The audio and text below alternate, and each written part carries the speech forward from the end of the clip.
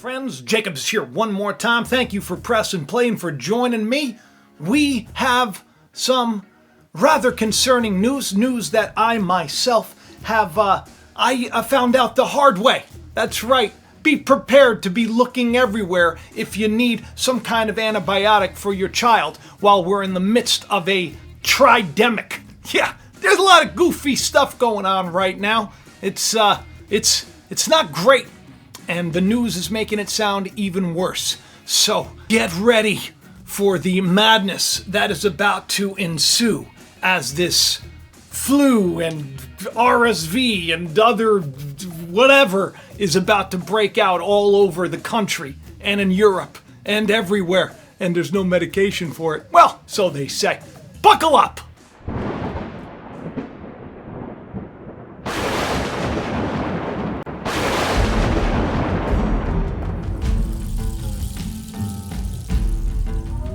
Hey everyone, that's right, if you don't know who I am, I'm Jacob Israel. This is Jacob's Ladder. That's the ladder behind me. It's actually a stairway. You get my point. I'm having a little bit of an issue, okay? I've had a little bit of an issue. I've had to travel everywhere to find amoxicillin.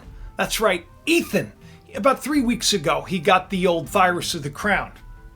And it took a turn for the worse in his ears. Terrible ear infection. And then his eardrums burst. He couldn't hear. It was devastating, scary, but we knew he'd be okay. Because all of you were praying, we were praying. But here's the thing.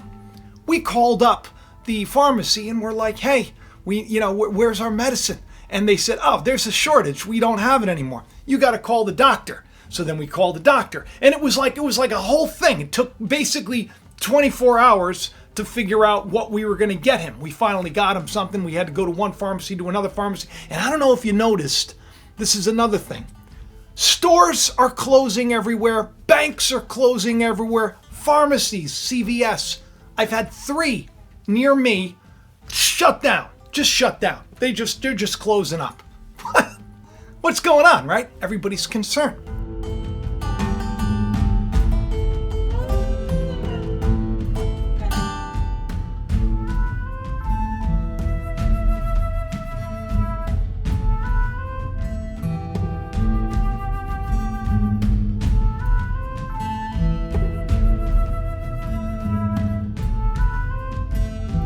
In the news today, we have bigger concern, especially if you have ADHD, if that's even a thing. I don't know. They said that my son Noah had that and that they wanted to drug him up early on in life. And, I wasn't having that. And it turned out that he's just very creative and he's actually very calm now as an adult. Everybody's made a little different, but I'm not a doctor, so don't take your advice from me. But there are a lot of children that are heavily medicated. Maybe they need to be. Once again, I don't know. Who am I to say? But I do know that they can't find this medication now. It's very difficult to get it. So what they're doing is they're weaning off of this medication. They're trying to, sparingly take it. They're kind of cutting the dose and everything else. But people are freaking out.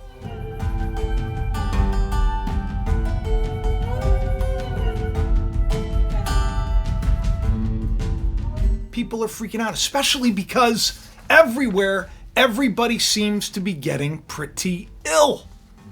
They say it's the worst. They're calling it a tridemic because you got, of course, the virus of the crown that's going around. And then you got the flu type A, which is what Ethan has right now. He's doing a little better today, thank God. And, of course, you got the RSV. This is like this, and people are getting one on top of the other. So you can get the virus of the crown and the flu at the same time. And then, just like Ethan, he was battling it. He was out of school for like 2 weeks. He goes back to school for 4 days. Same child who probably gave him virus of the crown came back to school again, coughing and sneezing and everything else on top of him, right behind him. And then he has the flu. So what are you going to do?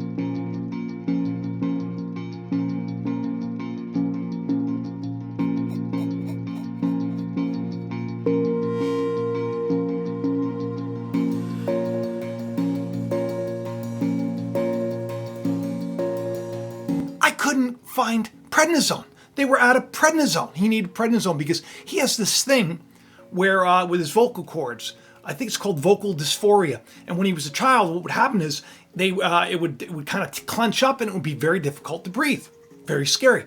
So they wanted him on the steroid. We couldn't find it. We had to go from one pharmacy to another pharmacy. I was actually in line at the final pharmacy that I got. I had to go down to the village to get it. And I was in line and they're like, we're closing for lunch. We will stop at this guest. And I'm like, I called in. Could you please, could you, so I don't have to wait. And they were nice enough to let me go. CVS, these people, they work very hard. So they're entitled to their breaks. But you can imagine, a lot of people are going through this right now. So what's the cause?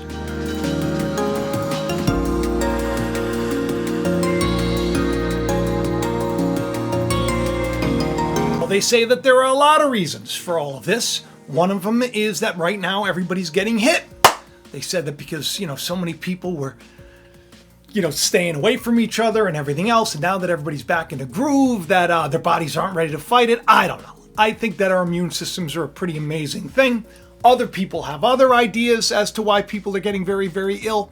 Someone just told me that Stony Brook Hospital, which is one of the hospitals we were going to go to, is like flooded. There was like a 4-hour wait. Can't get in. Everybody's very ill. It's very, very spooky, right? Well, I've been sick. You've been sick. We get through these things. They do make things out to be a lot worse than they are, so we shouldn't panic. That's like number one. You shouldn't panic. So don't be stressed out about this video here. I ended up finding an antibiotic, even though it was sparing. I ended up finding, the prednisone, even though it took me some time. God always makes a way, and there's always other avenues.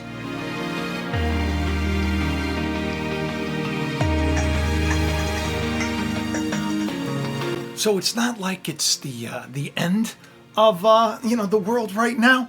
So you shouldn't be too concerned. But it could be in the future.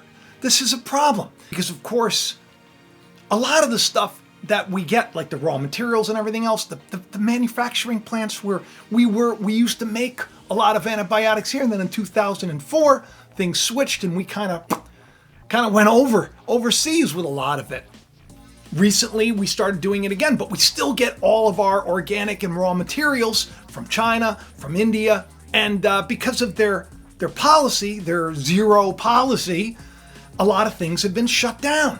A lot of things have been shut down, and they're still shutting down. And then, of course, you got the thing that's going down in the, hey, it's a crane. That is also affecting things.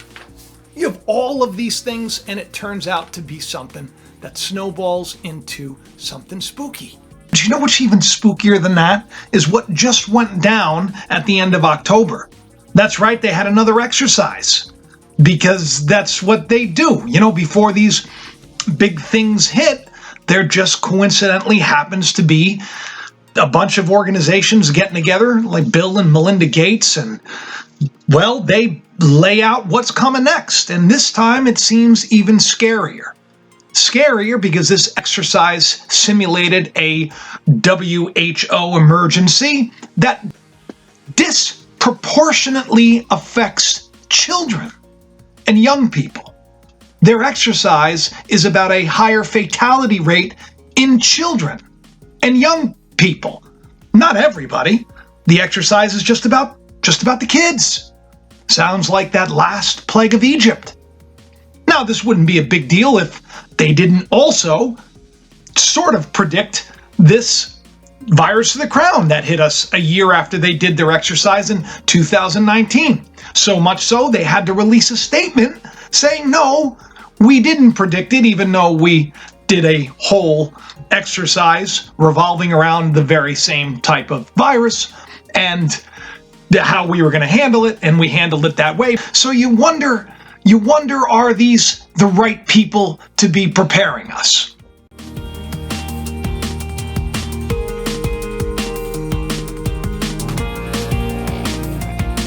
Spooky like everything costs a gabillion dollars now. Everything costs like $1 gabillion and stores are shutting down. People are losing their jobs. And then you got pharmacies left, right, and sideways gone. I have to travel like 15 miles if I want to get cash out of the bank. I used to have a bank down the street. Then I had another one down the street from there. Then I had another one.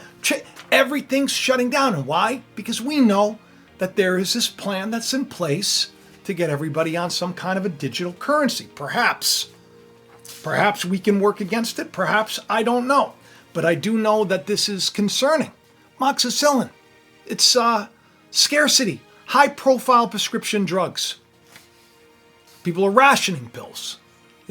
I was like digging through my old antibiotics. I know you're supposed to throw them out. I'm like digging through just in case. You shouldn't be using stuff after the expiration date. Once again, I don't know. I don't know the ins and the outs of this stuff. But you start to worry. Like, what if I couldn't get those steroids? Which, by the way, I had Crohn's disease, so I have like so many pills of prednisone that have been sitting around for years and years and years and years from when I was on them all the time with my Crohn's. But with the flu, RSV, and the virus of the crown hitting the United States at the same time, it's creating an unprecedented demand. Not just for that. People are having problems finding Tylenol. This is not just in our country. So your child is spiking a fever, and if you don't have any on hand, and you go, you may not be able to find it on the shelves. This is concerning.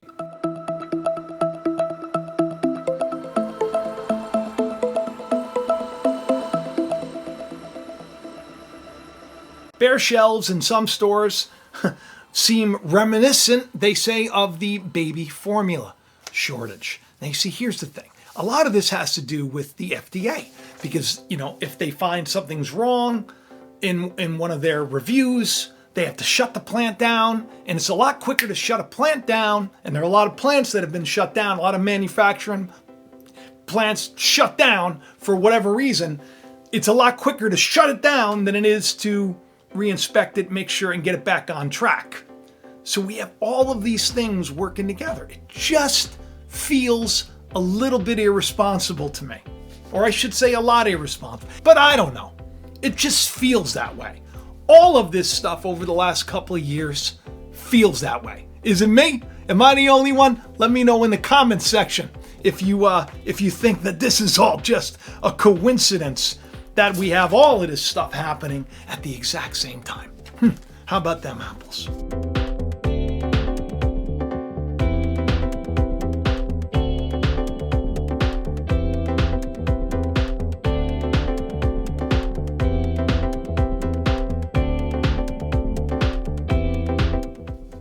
Now, doctors are urging caution in using different types of medication. You shouldn't be a pharmacist and a doctor yourself and just be like, hey, I'll give you this. But I will say that in the when I put out a little tweet, which, by the way, I'm on Twitter. Okay, that's the place that I share the most frequently. I would not be on Facebook if it wasn't for the fact that I've written, probably thousands of poems that are on Facebook. And now I'm writing like Twitter poetry too. So I keep that open just so that I have access to all those poems that I've written over the years that I publish there. But here's the thing. I'm not a big fan of Facebook. I do like Twitter. So if you have a Twitter, or even if you don't, you could follow me. There's Jacob71 at Twitter. Come and find me, because I share a lot of stuff that I end up talking about on the show. I drop a lot of breadcrumbs.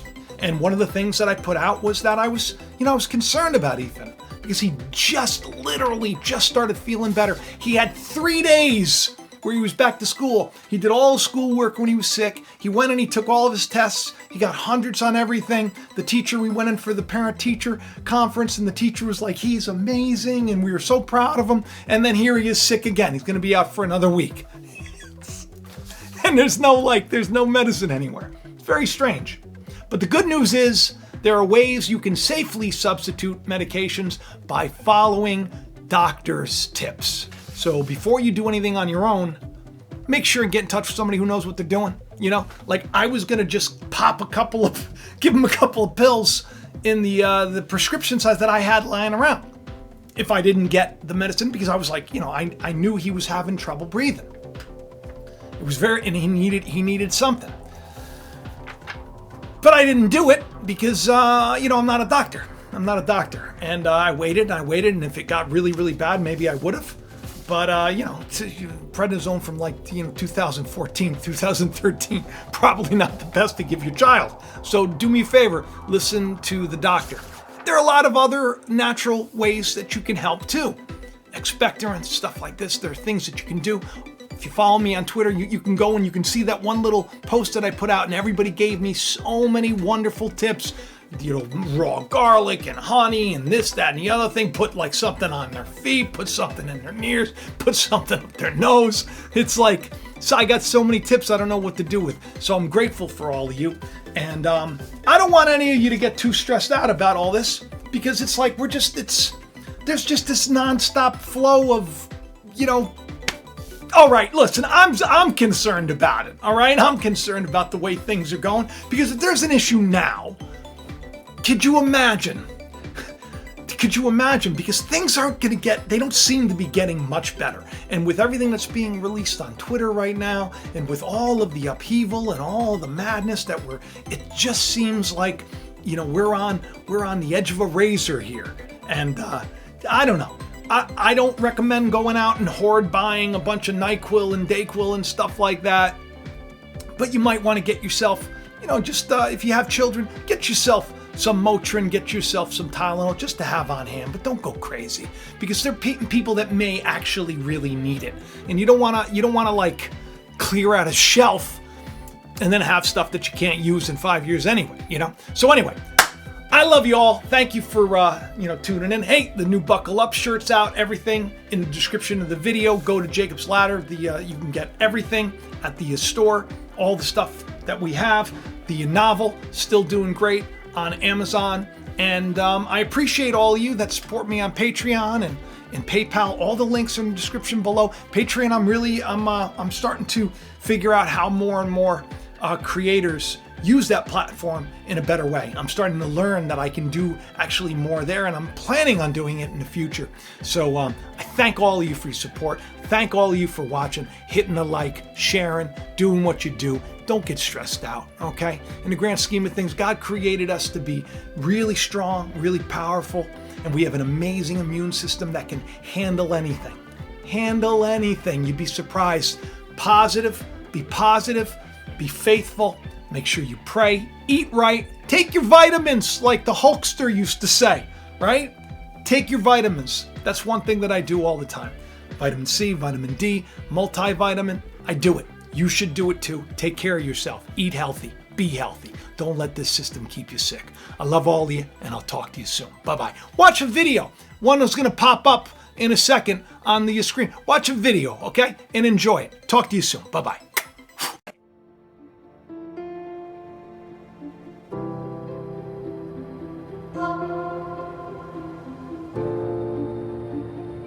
September 10th. Mars hangs closer to the Earth than it has in 6,000 years. Like the light that led men from the East to a child in a manger, it could well be a sign of good things to come. Thomas James shall be his name. The world will change because of him. In the small town of Bethel, in a time not unlike our own, a child with a great purpose is born. Years later, alienated by his peers and abused, Thomas suffers a devastating loss. When it appears he has nothing left to live for in the world, this is when his true calling begins.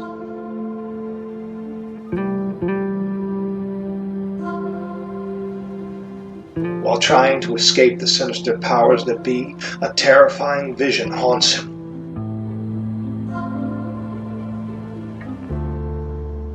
Miraculous events seem to follow the peculiar young man as he struggles to come to terms with what he was born to do.